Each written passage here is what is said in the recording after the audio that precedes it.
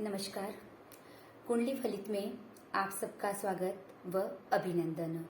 कुंडली फलित अर्थात जातक के जन्म के समय कौन सी लग्न चल रही थी और उस लग्न में कौन से गोचर में ग्रह थे, उसी के अनुसार जातक के जन्म के समय उसकी कुंडली बनना और उसका विश्लेषण करने के बाद ही हम यह जान सकते हैं कि हमारा कौन सा ग्रह कहाँ है, कैसे है, ये सब हम उससे ही जान सकते हैं। अब कुंडली फलित के इस अध्ययन में हम आपको 12 हाउस की जानकारी देंगे। 12 हाउस को क्या कहते हैं, 12 हाउस में त्रिकोण है, त्रिकोण कौन है और त्रिज्याय कौन है, मारक कौन है, इसकी जानकारी आपको इसी अध्ययन में मिलेगी।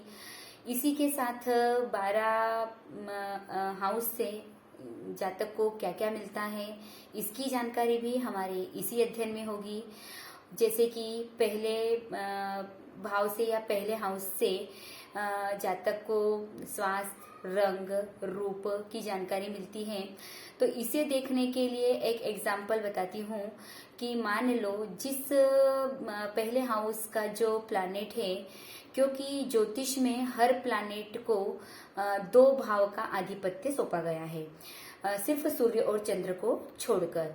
अगर पहले भाव में मान लो मंगल उसका स्वामी है, तो उसकी स्थिति यह देखना कि वह बाद में उसी 12 प्लैनेट में 12 भाव में वह किसका और मालिक है, वह कौन से भाव में बैठा हुआ है और उस भाव में पहले भाव में किस प्लैनेट की दृष्टि है और जिन प्लैनेट की दृष्टि है वह कहाँ के मालिक है। अगर वह शुभ स्थिति में है तो शुभ और वह अशुभ स्थिति में है तो वह अशुभ।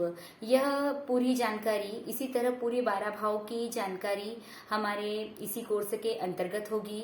और उसके बाद कौन सा प्लैनेट किस भाव में बैठा है और किस भाव में बैठने पर वह क्या क्या फल देता है, इसकी जानकारी भी हमारे इस अध्ययन में होगी। उसके बाद पाराशर ऋषि ने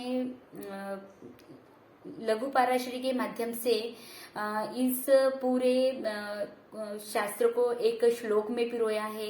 इन श्लोकों का हमने विश्लेषण कुंडली, हर श्लोक को कुंडली बनाकर आपको सरलता से समझाया जाएगा। यह भी हमारे कोर्स के अंतर्गत होगी।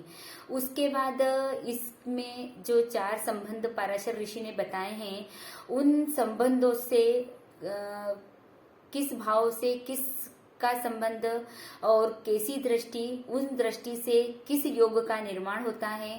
ऐसे कई प्रकार के योग, जैसे कि गजकेसरी योग, रुचक योग, मालव योग, अनफा योग, सुनफा योग और चंद्र से बनने वाले योग, सूर्य से बनने वाले योग, मांगलिक पत्रिका प्लस काल सर्प दोष, इन सभी योगों का विश्लेषण भी हमारे इसी अध्ययन में होगा।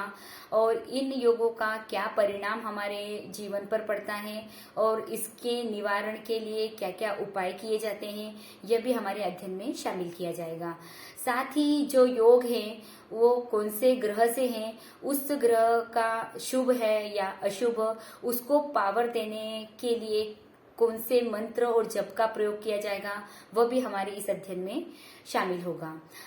अब मान लो कोई ग्रह आपका वीक है, तो उस ग्रह को पावर देने के लिए कौन सा मंत्र जप किया जाता है और जो वीक ग्रह है उससे कौन से रोग हो सकने की संभावना है, तो इसको भी पावर देने के लिए क्या करना चाहिए, यह भी हमारे इसी अध्ययन में शामिल होगा। साथ ही वर वधु मिलान भी इसी कोर्स में शामिल होगा।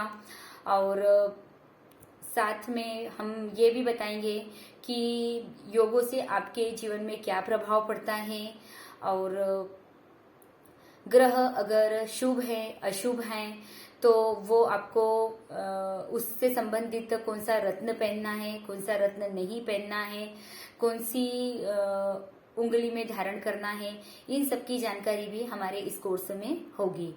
आज की सबसे बड़ी समस्या कि 10th के बाद कौन सा सब्जेक्ट लेना है, उसके बाद कैरियर, नौकरी या व्यवसाय कौन सा चुनना है, यह भी आपकी कुंडली के माध्यम से हम इस कोर्स में शामिल करेंगे, जिससे आपको एक परफेक्ट लाइन मिल सके और आप आपका जीवन अच्छे से सुचारू रूप से चला सके। इसकी जानकारी भी हम आपको इसी कोर्स के अंतर्गत देंगे।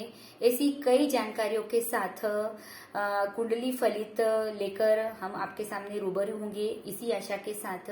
धन्यवाद।